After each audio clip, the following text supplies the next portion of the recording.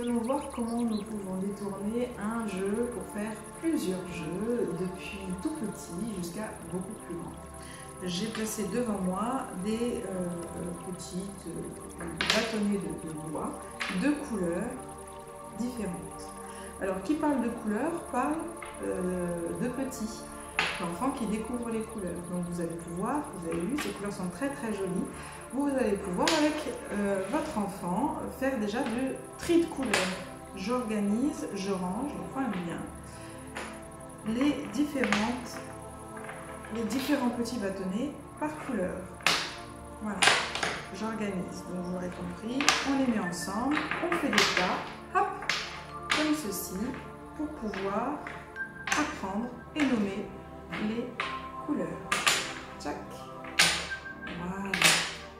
Une fois que ça, c'est bien intégré, bien maîtrisé, qu'il n'y a plus forcément de l'intérêt de la part de votre enfant à utiliser ces petites plaquettes de bois, tac, comme étant un jeu de tri de couleurs, vous allez pouvoir évoluer.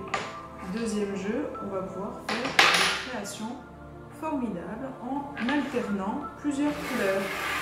Donc là, je vais commencer, hop, ce que je vais appeler, par exemple, j'ai envie, tape, des algorithmes de couleurs. Donc ça va faire par exemple, bleu, jaune, voilà, premier.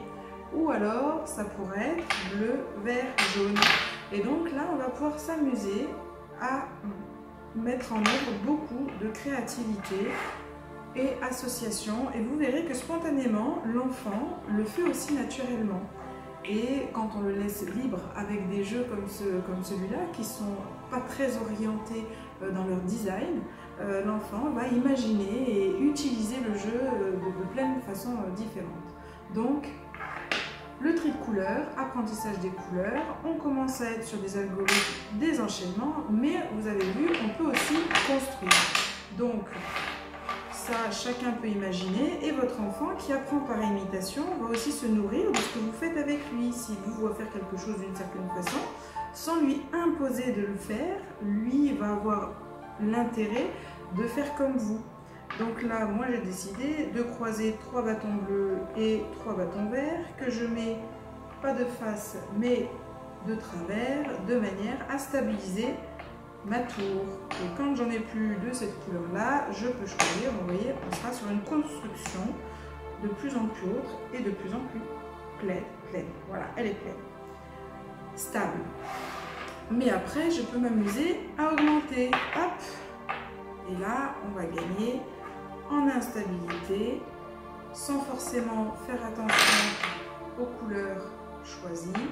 Ça dépend du jeu que vous mettez en place avec vos enfants et de ce que vous imaginez dans le plaisir, la joie et la bonne humeur. On refait une deuxième vidéo pour la suite des jeux à réaliser avec ces petites palettes de bois.